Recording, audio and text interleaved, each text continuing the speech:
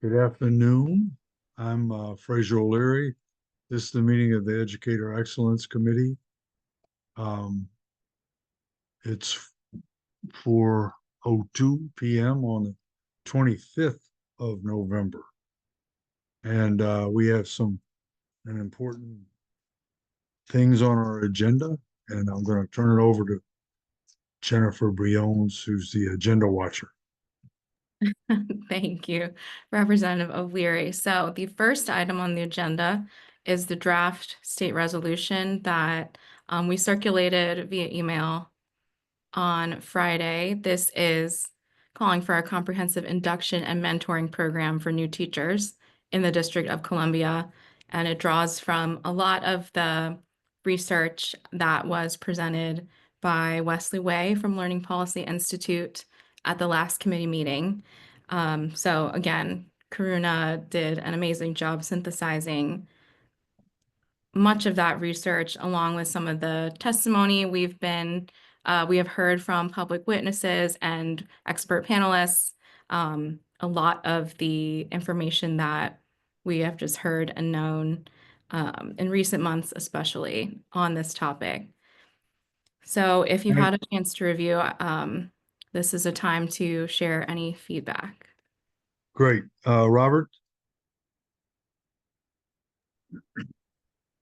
Yeah, thank you. It looks very good. I have a question about um, the other states that are mentioned as having mandated system-wide induction programs. Could we possibly note, maybe even in the footnote, whether those are legislated or if those are just system-wide policies, like a state education agency policy, or if it's in law? Yes, we can do that. Because what we're asking for is the state education agency to do this independent of legislation. But if I remember correctly, some states maybe do have it legislatively mandated. Off the top of my head, I know at least I don't recall exactly which state, but one of these three states at the very least does have it legislated that teacher injunction happened. So I'll definitely make sure that gets in there.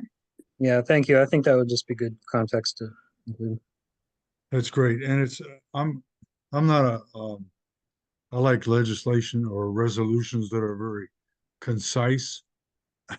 And this is not one of those, but I think it's very important that we document all of the information that we got. And as I told Robert and Ben, the only thing that I thought should be altered are starting with um, line 67. Now, therefore, be it resolved that the Office of the State Superintendent of Education should implement mandated system-wide induction and mentoring. Oh, that's That missing. should be programs Yeah. for new teachers across the public charter schools. And I sort of synthesized that to say that should have a 3-year duration and integrate sustained mentorship and professional development, period. Now, I don't know about, and you all know much more about it than I. If we need to have a finally resolved thing, I think we ought to just end it there.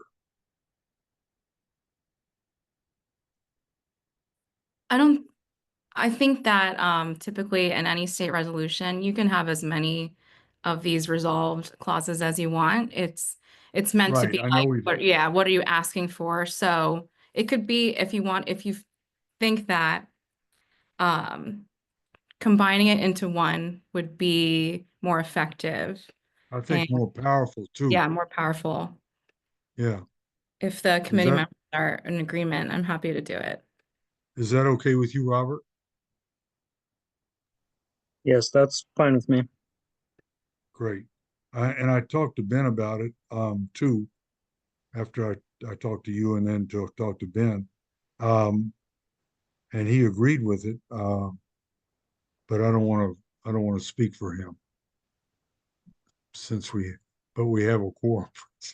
Yeah, I think he's on his way. Oh, okay, okay. Do we want to stick a pin in that until Ben comes in, then we can bring them up to speed on that and go on with the agenda then? Jen, I'm sort of asking you to. No, that works.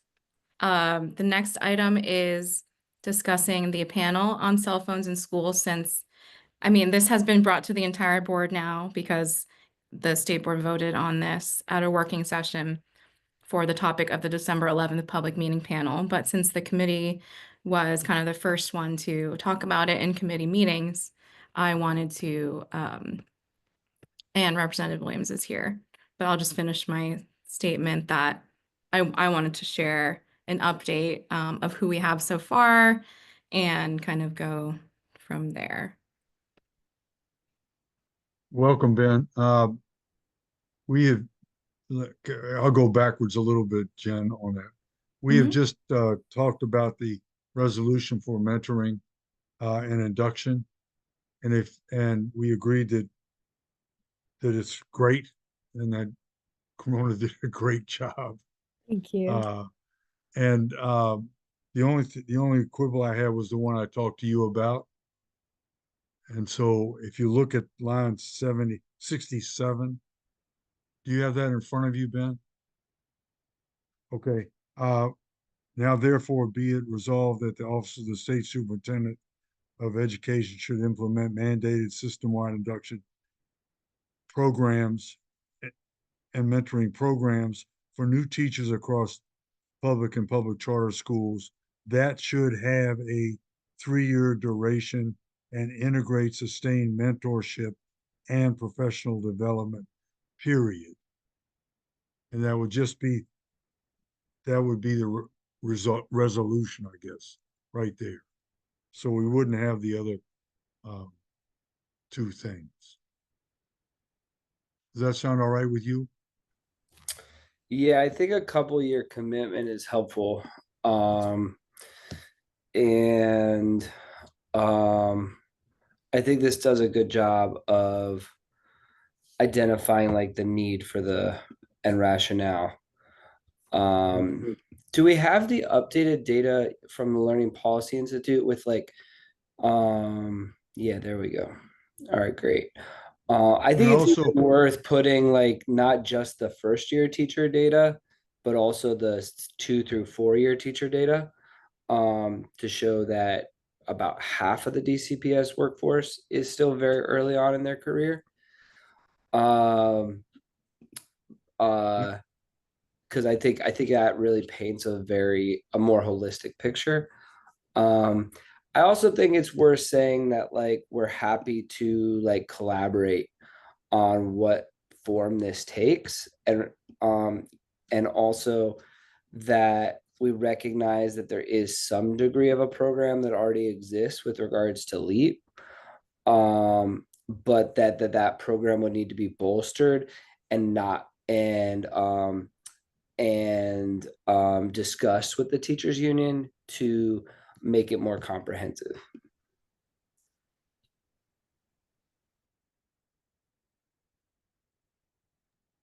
Okay, we got that. Thank you. and also, Robert, if you want to mention what you talked about the incorporation of legislative Sure. stuff. I just asked that we add as context where we refer to the other states that have statewide programs, whether they are legislatively mandated or if they are policies of the state education agency independent of legislation. Yeah, and I'm fine with either. I mean, but I think it'd be interesting too, right? Like how whether or not the DME would get behind this without the council having to get involved. So I feel like we could also maybe communicate with, I don't know if leadership has an upcoming meeting with them. So why did you say DME? Um, Because our ask here is to Aussie. yeah, no, I think, yeah, I thought I had heard someone say DME earlier. Uh, So yeah, maybe that's my mistake then.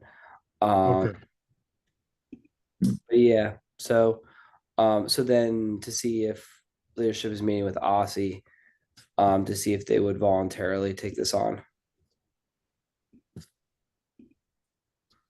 I mean, obviously with greater buy-in, I think it would be more successful. But if there wasn't, then I still think it's an acute need well, that needs to be addressed. I think Ossie, at least from what I've heard from, Dr. Mitchell, that they're all in for this.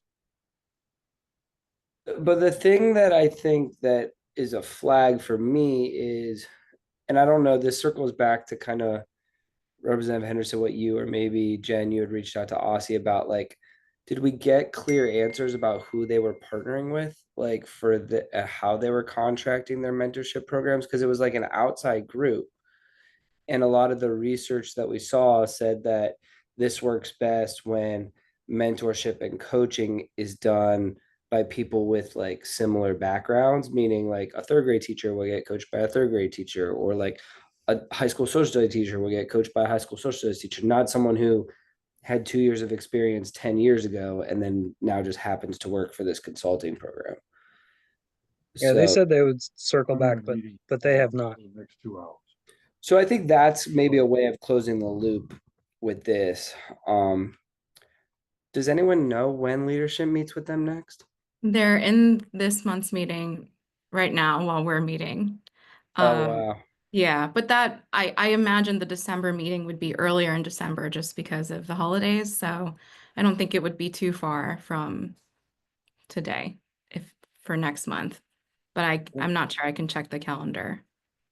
And hopefully they are circling back to it. Mm-hmm. Are you holding your breath, Representative Henderson? No, but I'm hoping that they are circling back to it. Understandable.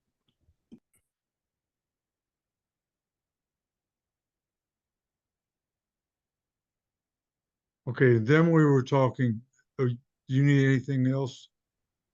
Representative Williams? I don't think so. Yeah, thank you, Karuna and Jen and Representative Lear for your leadership on this. I'm glad to see it get done. And I'm excited to see how we can advocate to move it forward. Okay, thanks. I, so Jen was talking now about The panel on cell phones the and panel, and she was gonna identify where we are as far as the panel is concerned for the cell phone panel in December. yes, again, just because it is with the wider board now, but this committee had brought it up initially, so wanted to provide you with updates. We have confirmed Erin Winery from Education Commission of the States. She is leading their work on states' positions on cell phones in schools. And ECS has produced several pieces and articles on this. It seems like it's going to be ongoing as more states are introducing different plans and measures and trying new things out regarding cell phones. We also have Dr. Annette Campbell Anderson. She's the Deputy Director of the Center for Safe and Healthy Schools at Johns Hopkins University, and I think could also be Representative Williams a good connection in the future for just school safety and health in general. Karuna had actually also seen her in recent articles and interviews about the topic of cell phones in schools. And again, she leads this Center for Safe and Healthy Schools and can speak specifically to how it's affected, teaching and learning. She's been a teacher, a school administrator, so has great background and experience that is relevant to this topic. So those are the two that we have confirmed as of today. DC Public Schools, I did reach out to our main contact there, and after I guess they did some internal discussions, they are declining to send someone for this panel. Oh, Also, I've also invited Nicole Travers from DC Charter School Alliance or one of her colleagues. Haven't heard back from them yet, but I'm happy to follow up. And so I'll stop there and see what if you all have additional suggestions, I will take them because I'd like to do some additional outreach to get a couple more panelists before December 11th. What was the rationale from DCPS? I in the response email, I didn't get much other than that. who responded? So I went through Abe Clayman, who's our main contact. He did say I could call and talk it through some more, so I could give him a call tomorrow and just get some additional insight and context behind their decision. I think it'd be great to have a student and a teacher also on the panel. But I'm a little, I don't know what the right word is. It's unfortunate that we would probably not want to ask a DCPS teacher or school leader, Right. given that other context. But I think it's important to have a teacher on the panel and a student. And I can clarify that with him as well. Like when you're declining, does that just cover, someone from the central office? Or if we had, an amazing student on our student advisory committee, but they happen to go to a DCPS school, could we include them? The only student on the advisory committee that goes to DCPS school is who? Well, no, on the larger committee, there's lots, right? Oh, on the Yeah. larger committee. Yeah, I was talking about the larger committee. It doesn't, yeah, not one of our student reps, because they'll be up there on the dais with you all. I wouldn't worry as much about a student as I would about a teacher. Yeah, yeah. I did want to propose, obviously, as Jen reaches out to Abe and potentially clarifies that, two districts in Northern Virginia, both Arlington and Fairfax, have been piloting cell phone storage programs since the beginning of the school year. So if we're looking for a public school representative, it's not the same, obviously, as DCPS, but that is an avenue we can look at. I was looking at Fairfax County Public Schools. They did focus groups earlier in October with staff as well as students and teachers about how the pilot program is going. They've been doing it since the beginning of the year. So that might be an avenue that we might want to pursue if we're looking for still public school representation, but are unable to go through DCPS. Yeah, I think that'd be more fruitful actually, because they're further along in that process, and it could help kind of like broaden the lens of how we look at this and what they've already done and can speak to. So I don't know how others feel, but I would support that. So that's as a district-wide policy or as a school-based policy? Yes, no, as a district-wide policy. So Arlington Okay. is piloting it in 2 middle schools, 1 high school, and 1 secondary school. It includes 6 through 12. Fairfax, I believe, is doing 7 middle schools, it looks like, and 7 high schools, 8 high schools as well. Since Yeah, the I just raised that because I know we have schools that are doing it already, absolutely. We do. Yeah. We have that. but just not as a district-wide. No, it's not a district. That's the problem. That's the whole reason for this panel, is to try to not have a singular policy for cell phones, because there are a lot of schools that already have successful. It's about having a policy about not having phones in the classroom during school time. And I'm way past disappointed about DCPS not even having someone on the panel. That's going to look really bad. and it's going to really work against the concept, I think. Um, so Jen, I hope you're more successful. I mean, I've talked to principals and teachers and students about wanting to be on the panel. And I know that, DC just really um, does some serious negating of testimony. But I know we can find uh, teachers who would love to be on the panel, and teachers who have a policy at a school that works. It won't help. It won't help us to have somebody just come up and complain about, you know, a policy that doesn't work. There I mean, isn't there, yeah.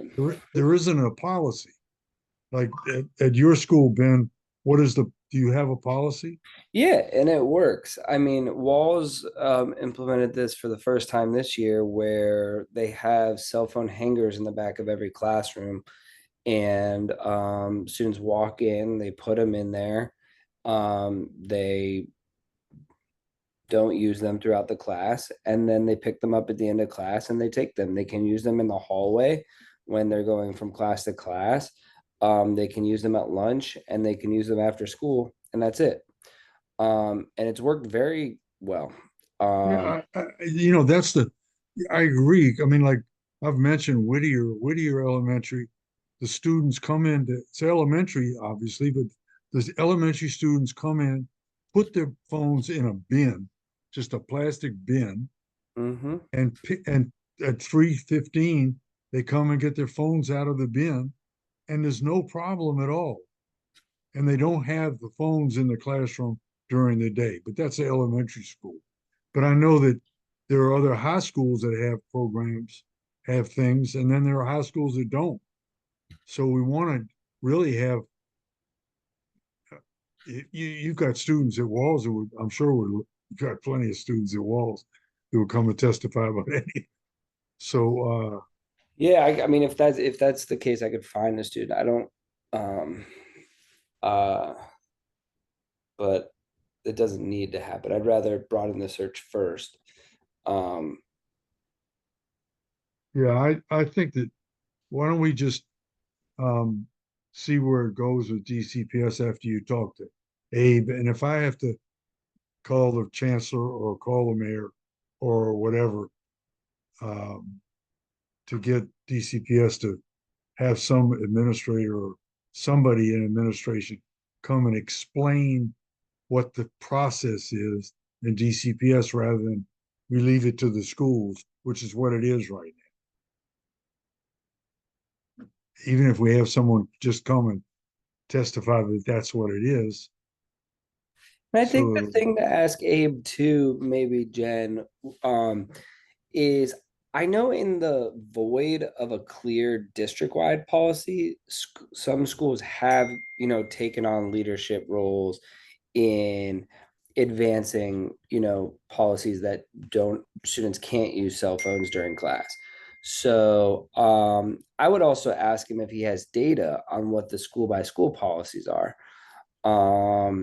And just to see what that looks like, because it might be like, hey, we have 60% of schools that in the absence of DCPS creating a district-wide policy have created one. And if that's the case, then let's see how it's working and then expand it. Or if it's not, then it shows us also where we are with that. Absolutely. So I will try my best to connect with Abe before Thanksgiving and just ask him some of these clarifying questions that you all brought up. We can also, Karuna and I, begin reaching out to some of those administrators in Arlington County and Fairfax County who could speak to how their district-wide policies are going. So kind of just having multiple irons on the fire while we're thinking about a teacher as well that could serve on the panel. and a student from a different school. But I think we ought to localize it. At the best case scenario is the panel besides having the two national people, should focus on a charter and a public school as the other panelists. Well, I think what Karuna said too around Arlington also localizes it. So I But think it if, doesn't localize it for the city, and it doesn't localize it for DCPS's policies. Because the charters have their own, there isn't an LEA policy. Mhm. You know what I mean? I mean, because I hear you. I also think that like we also have to stop thinking that like every school district is so exceptionally unique, right? Like what works in another place can also work here. So I think that I would like for maybe at least one of the people to be from like a DC school.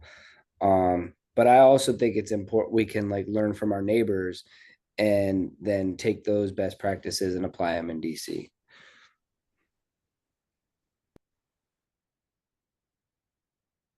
well, then we could have a 5-person panel.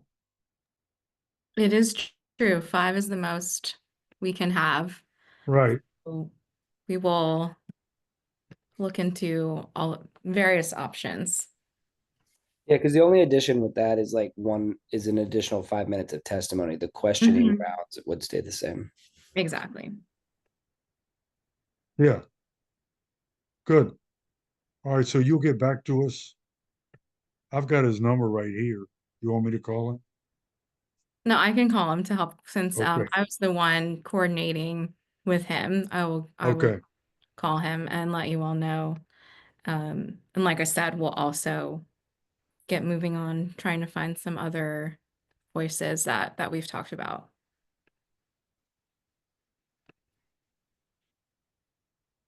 Great. What's next?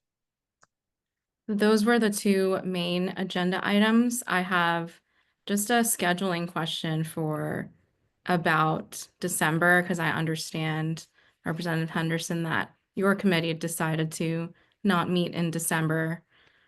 So wanted to ask what this committee would like to do.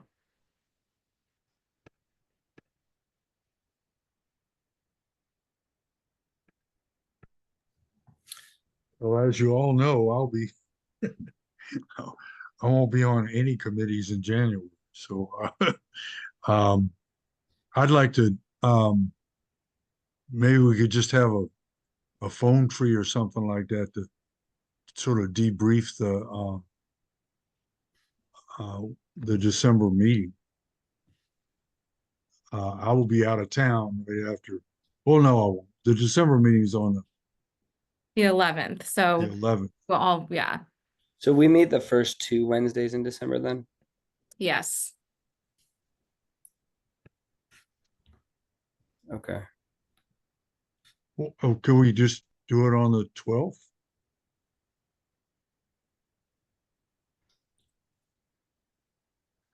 I prefer to maybe do it beforehand if we're gonna meet so that we can then anything we talk about, like we can raise at the public meeting.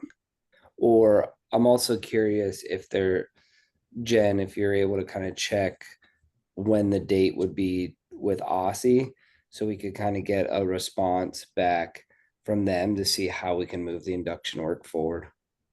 Yeah, I have it on my calendar for Wednesday, the 11th, actually, at 10 a.m.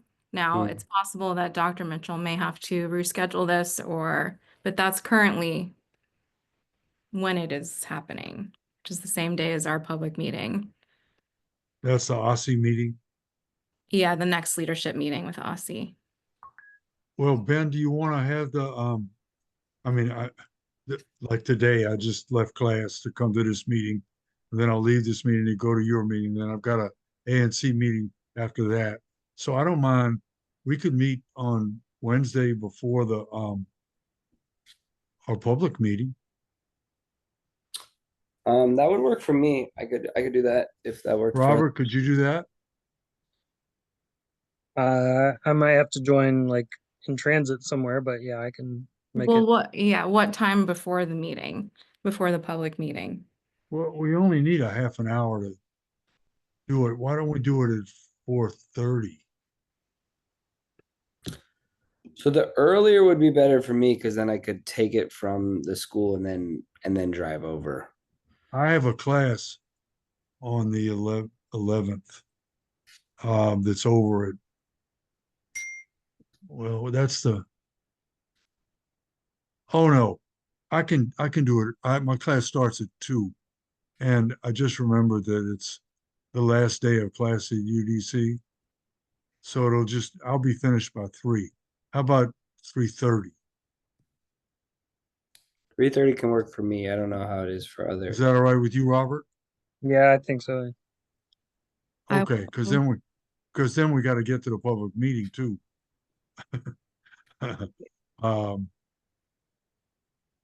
So okay, let's do 3:30 then. I Is that will- okay, Jen? Yes, I will put that on the calendar. after Okay. we're done. Great. But we have covered all of the agenda items unless members have any other additions. None for me. All right, great. Then with no further ado, we will close this meeting and I'll see you, Ben, in another hour or half an hour. Half hour, yeah. Yeah. Okay. All right. All right. Thank you so much, Robert, Jen. Karuna, and Jen. Thank And you. we'll see you in a little bit. Yeah, thanks everybody. Bye. Thank you.